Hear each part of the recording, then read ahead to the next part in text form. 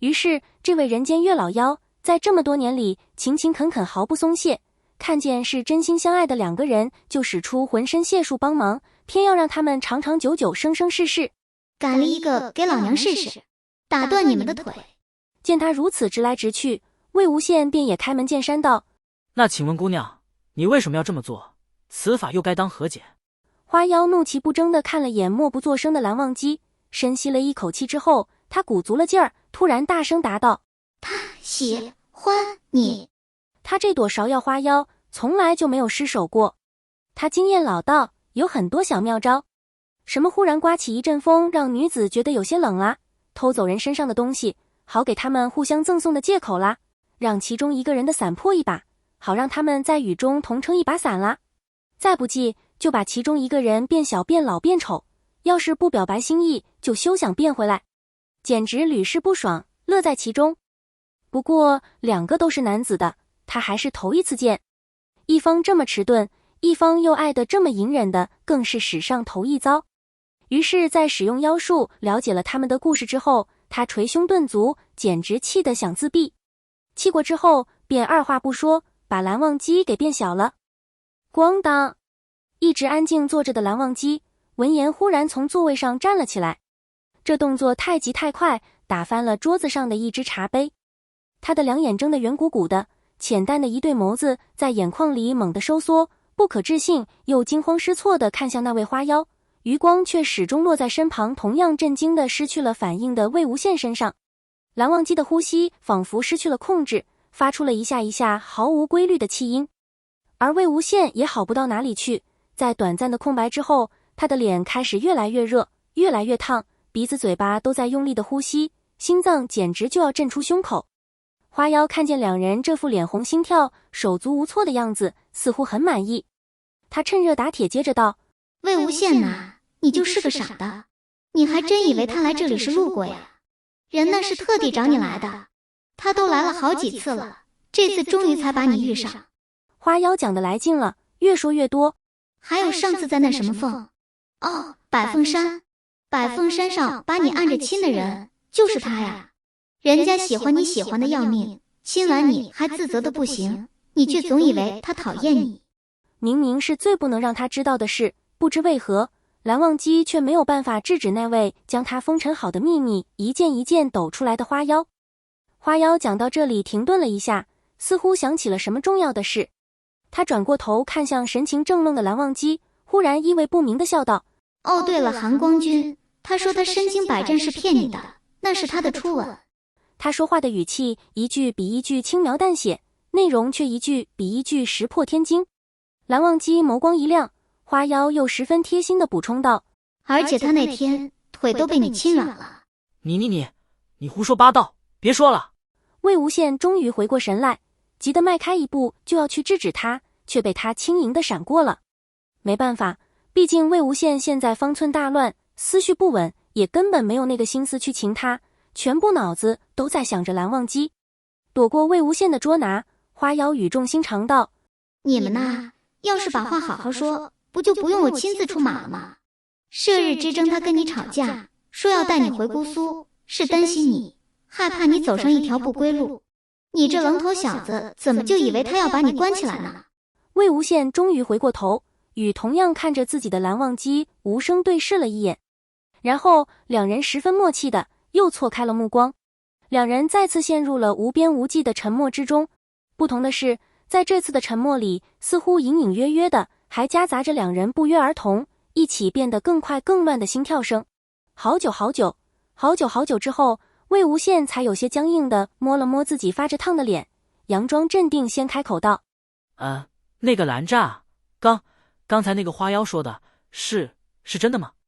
见蓝忘机没有否认，魏无羡觉得他的脸简直要冒烟了。因为蓝家人是不能说谎的，他没有说不是，那就只能是默认的意思了。他无所适从地揪着自己胸前的衣襟，仿佛这样能让自己没有那么心猿意马，可是事实却不是这样，因为他胸腔里狂跳的心脏并没有因此变得安静多少。于是他只好眼神飘忽地咳两声来掩饰自己的手足无措，却一不留神把自己给呛到了。他略显狼狈的捂着嘴咳了起来。听见魏无羡忽然发出一阵猛烈的咳嗽声，蓝忘机立马蹙着眉头担忧的看向他，然后有些慌乱的给他盛了一杯茶水，递到了魏无羡的手边。趁着喝水的空档，魏无羡顺便做了好几下深呼吸，来平复自己躁动沸腾的心。有些凉的茶水入了口，进到胃里，魏无羡终于没有那么骚了。他定定地看着蓝忘机，下定了决心一般，目光一错不错的一字一句问道：你这次来是特地来找我的？魏无羡又追问道：上次围猎是你亲的我？蓝忘机袖子下的小拳头捏得越来越紧，明明是刚穿上的新衣服，袖口却开始有点皱了。魏无羡不甘心地凑上前去寻蓝忘机躲闪的目光，他在他复杂的目光里穷追不舍。你说要带我回姑苏，不是想问我的罪，而是被迫抬起头与他对视，蓝忘机淡淡的眼眸里全是魏无羡从未在他眼里看到过的情绪。眼前明明是个小孩，魏无羡却仿佛能看见那一道颀长挺拔的身姿。楼台外的喧嚣声好像越来越小了，小到周遭安静一片，只剩对方的呼吸与心跳在这小小的空间里响个不停。无声地对峙了片刻，蓝忘机终于定定地望着魏无羡看起来十分焦急的双眼，微起双唇，赤诚无比如释重负的说出了那个魏无羡还不太确定的答案：心悦你。蓝忘机变了回来，他换上了原来的衣服，忙活完，花妖也重新变成了一朵芍药，静静地躺在桌子上。这件变小怪事已经结束了，新的故事却才刚刚开始。魏无羡的目光还是有些闪躲，语气也不是那么自然。他瞥向蓝忘机，有些犹豫的小声问道：那什么，兰吒，来都来了，你要不要跟我回莲花坞坐坐？蓝忘机对上他的视线，应道：魏无羡的目光里闪烁着一丝期许的光，他又道：我师姐也在。放在腿上的指节似乎顿了一下，蓝忘机又点了点头。好。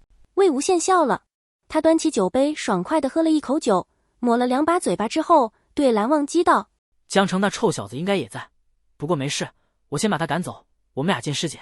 蓝忘机颔首。